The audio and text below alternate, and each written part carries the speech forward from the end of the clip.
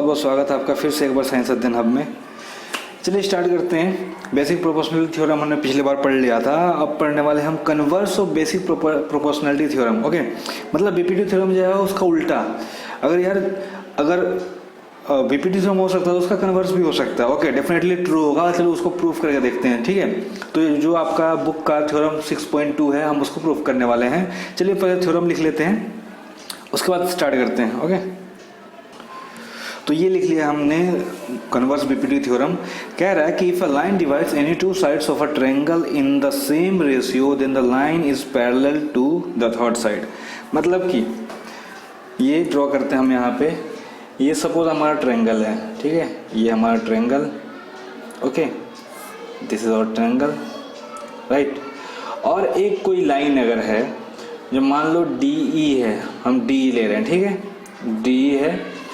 ये सपोज ए बी सी था, इसका साइड हम ए बी सी, ट्रायंगल हमको जो दिया हुआ है ए बी सी है। और ये डी ई एक लाइन जो है इसको ऐसे डिवाइड कर रही है कि ये रेशियो जो है, जो दो साइड को डिवाइड कर रही है उनका रेशियो इक्वल है, ठीक है, साइड्स का।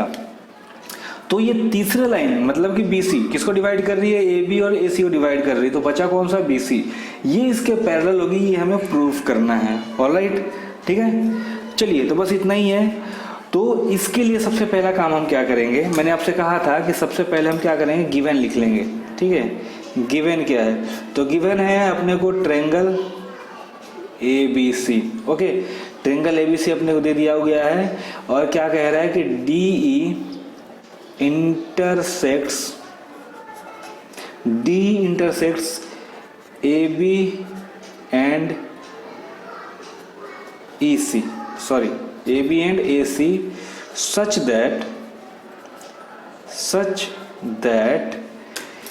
AD by DB is equals to AE by EC।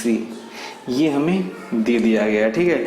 अब हमसे पूछा क्या जा रहा है, हमें क्या प्रूव करने के लिए कहा जा रहा है, ये हम देख लेंगे, ठीक है। प्रूफ क्या करना है, प्रूफ करना है कि DE जो है हमारा, जो लाइन है जो दो साइड्स को इंटरसेक्ट कर रहा, वो पैरेलल है तीसरे साइड के, मतलब BC के पैरेलल है। ये हमें प्रूफ करना है। तो अब प्रूफ करना है तो यह ऐसे तो हम प्रूफ कर नहीं पाएंगे, कुछ ना कुछ हमें कंस्ट्रक्ट करना पड़ेगा। ओके, तो बेसिकली अब हम मूव करते हैं कंस्ट्रक्शन पे, ठीक है। कंस्ट्रक्शन करते हैं। कंस्ट्रक्शन क्या करेंगे, हम एक काम करेंगे, हम एक चीज कंस्ट्रक्ट करेंगे। क्या, एक दूसरी लाइन हम खींचेंगे जो कि मानेंगे कि पैरेलल है। ये हमें प्रूव करना पैरेलल है, ये हम इसको ले नहीं सकते कि ये पैरेलल है। तो एक काम करते हैं, हम एक लाइन और सेगमेंट यहाँ पे ड्रॉ करते हैं जिसको हम ई डैश नाम दे रहे हैं यहाँ पे, ठीक है। ये ई डैश, डी ई डैश। और हम कह रहे हैं कि ये डी ई डैश जो है वो बी सी के पैरेलल है। हमने कंस्ट्रक्ट किया सपोज इसको, ठीक है। तो हम क्या लिख सकते हैं, कंस्ट्रक्शन में क्या लिखें, draw a line D E dash on A C such that D E dash is parallel to B C, ठीक है। अब हमने ड्रॉ किया है डी ई डैश को, हमने बी सी के पैरेलल कर दिया है। अब यही टेक्निक होता है जब हम कन्वर्स प्रूफ करते हैं ना, तो हम क्या करते हैं, हम सपोज कर लेते हैं पहले कि चलो ये हमको नहीं कर रहा, कोई बात नहीं कर रहा, तो हम एक और लाइन यहाँ पे ले लेते हैं जो कि इसको पैरेलल है बीसी के, ठीक है, इंटरसेक्ट कर रहा और पैरेलल है बीसी के। ओके, चलिए, तो हो गया। अब आते हैं हम प्रूफ पे कि प्रूफ कैसे किया जाए। ओके, ऑलराइट, तो प्रूफ पे आएंगे तो सबसे पहले जो चीज जरूरत पड़ने वाली है हमें, ठीक है, वो देखिए, since D E dash parallel B C, कैसे हमने कंस्ट्रक्शन किया है, ठीक है। इसको यहाँ पे लिख सकते हैं आप, फ्रॉम कंस्ट्रक्शन। ये हमें दिया नहीं है, हमने इसको कंस्ट्रक्ट किया है, ठीक है। From construction, from theorem 6.1। अब थ्योरम 6.1 आ गया। थ्योरम 6.1 क्या कहता है, मैं यहाँ पे लिख लेता हूँ, ठीक है।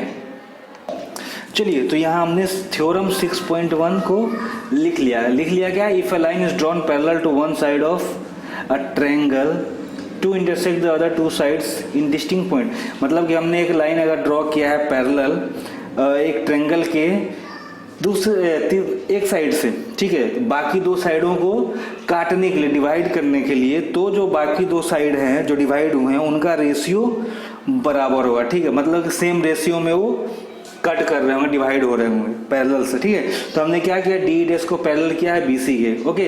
तो अब इससे हम क्या लिख सकते हैं, ओके, तो हम क्या लिख सकते हैं, इससे लिख सकते हैं कि जो हमारा हमने जो ड्रॉ किया है डी ई डैश, ठीक है, ये जो डिवाइड किया हुआ है, ठीक है, A D by D B, A D by D B equals to A E dash by E dash C, ठीक है, ये इसको मैं इक्वेशन 1 दे रहा हूं, ऑलराइट। चलिए फिर आते हैं नेक्स्ट पे। अब एज गिवन हमें क्या दिया हुआ है, एज गिवन हमें दिया हुआ है A D by D B equals to A E by A C दिया है, ये दोनों नंबर। तो अब हम यहाँ से लिख सकते हैं from 1 and 2 we can write, हम क्या लिख सकते हैं, we can write A E dash by E dash C equals to A E by A C. लिख सकते हैं कि नहीं, बिल्कुल लिख सकते हैं। यहाँ भी A D by D B है लेफ्ट हैंड साइड, यहाँ भी left hand D A D by D B है। जब A D by D B इसके बराबर है, A D by D B इसके भी बराबर है, तो ये दोनों राइट हैंड साइड वाला बराबर हो सकते हैं, बिल्कुल हो सकते हैं। तो ये हमारा हो गया क्वेश्चन नंबर 3। नाउ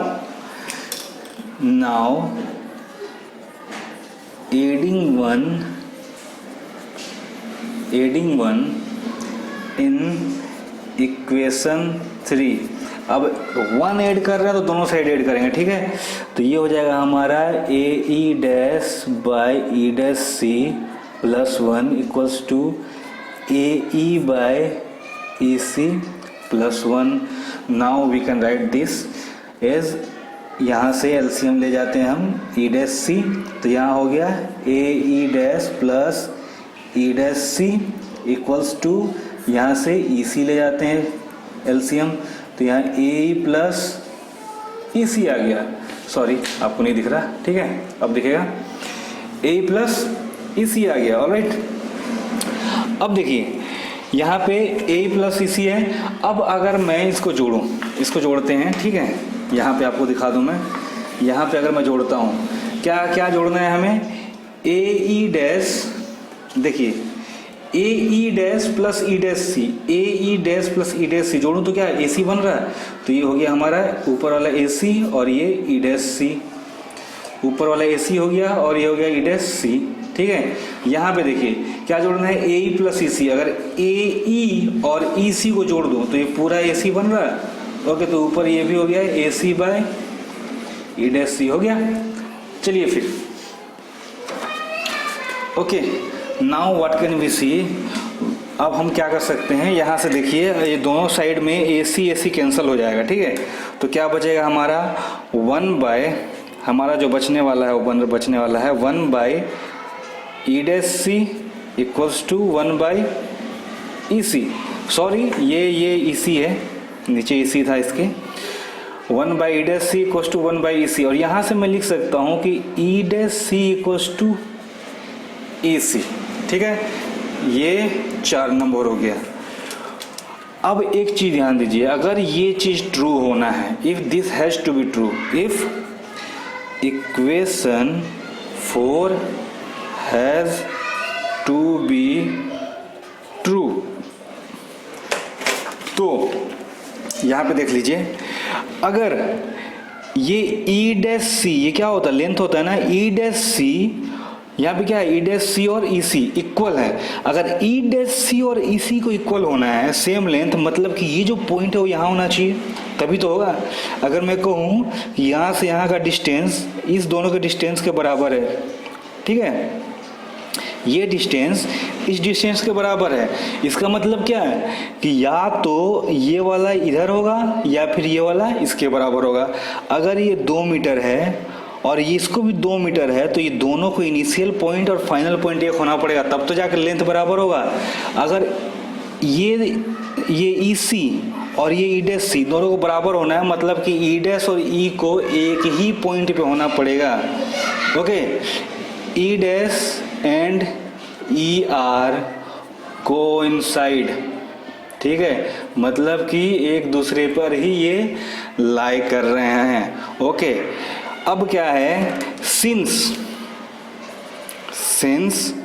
ई डैश और ई एक ही पॉइंट पे लाई कर रहे हैं, कोइंसाइड ऑन अ पॉइंट, ठीक है, एक ही पॉइंट पे हैं। Okay, alright. तो सिंस हमने क्या लिया है शुरू में, हमने आपको दिखा दूं, हमने कंस्ट्रक्ट किया था D E dash parallel B C, तो बी सी पैरेलल डी ई